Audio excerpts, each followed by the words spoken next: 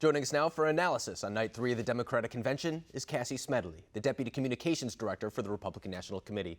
So Cassie, we've seen 2 nights now of the full content of the DNC convention. We've seen them bring out some heavy hitters, as Democrats would say, whether it be Michelle Obama or Bill Clinton, but there's also been some unorthodox appearances, I would say. Colin Powell, I believe, would be one of them. John Kasich, we knew that he was doing that, but it's still a bipartisan moment as they're trying to demonstrate. What is your reception so far of the DNC? Well, not all the Hollywood actors and glitz and glamour in the world can cover over this inauthentic, or I should say it underscores the inauthenticity of this convention. That's really what it comes up as. If you're not bored by it, you see right through it. It doesn't feel genuine. They're trying to make us think that this Democrat Party is completely unified when we know they're not. We know that the 1 minute that they gave to Alexandria Ocasio-Cortez, who we know is the de facto lead of today's Democrat Party, and she used that time to endorse Bernie Sanders, which is further underscoring where today's Democrat Party is. It's not all unity for the times of a bygone era with this very pragmatic, moderate Joe Biden. He is a product of today's far left radicals who are the center of today's Democrat Party. And I think it's also kind of interesting because, to your point, I mean, I don't think there's any doubt that AOC and that brand of the Democratic Party is the future of the Democratic Party. But it was kind of interesting, too, because AOC, for example, she had to come on. She had to endorse Bernie Sanders. That's what really she was coming on to do. But they only gave her 60 seconds to speak, and they haven't really given other progressives that much of a platform. I mean, yes, Bernie Sanders, but you can't ignore Bernie Sanders. He was the runner-up in the presidential race. But everybody else has been more of a moderate, more of a centrist. And that's really what they're trying to convey during this, even bringing on those people like Colin Powell, like John Kasich, and they portrayed other Republicans as well. Is this them trying to almost mask the true agenda of the party? Because AOC and Bernie Sanders, by the way, have written a lot of the platform so far.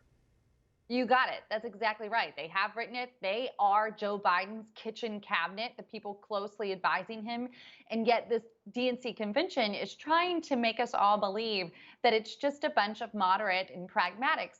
And I would make one other note about the time that they have or have not given to people is that they have taken this time to showcase Republicans, quote unquote, but Colin Powell hasn't voted for a Republican in like 8 years. Right. Neither have Meg Whitman or Christy Todd Whitman. They supported Hillary Clinton. So these aren't breaking news Republicans or somehow breaking ranks. President Trump has over 95% of support from Republicans. Joe Biden today, I think it's under less than 50% in one poll that I saw.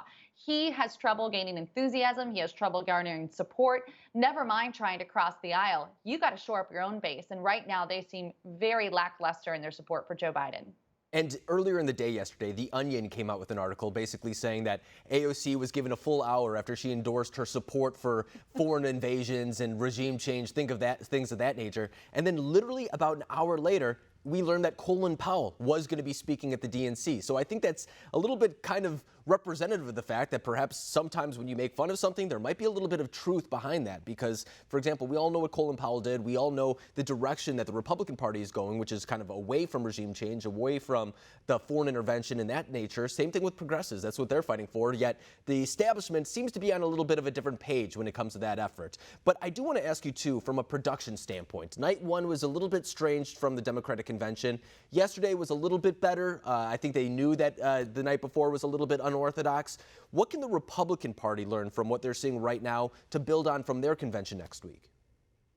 Well, one thing that we have long had in the plan, and this has been out there, is that our president, our nominee, is going to give his speech in front of real Americans. And there will be an audience in some form, as will some of our other speakers. And I think that's key. That's what's really been missing from this DNC convention. In fact, it was a horrible blunder on night 1 when they panned to the, quote, live audience, and they were all sitting looking bored on their couch. Maybe it was a missed cue, but I think it was more like a subliminal message of how people are feeling about the convention. So we're really putting a fine point on making sure that not only do you have the voices and hear from the speakers you know, but that you learn some names that maybe you don't, some real Americans and their stories and how they've been uplifted and impacted by this administration. And I would note, too, the DNC convention, it's a real bummer. It's real negative. It's Trump derangement syndrome. It's harking on all of the things that divide us as a country.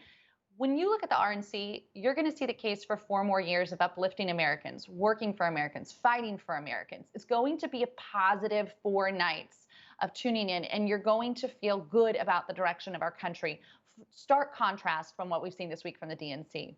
And I'm glad to hear you say that about the fact that there are going to be different production things, because I'm someone who gets secondhand embarrassment, and watching someone sit in front of a camera waiting for their cue, just smiling there, for example, or what you brought up where the people were supposed to be clapping and they're just sitting there on the couch after a speech.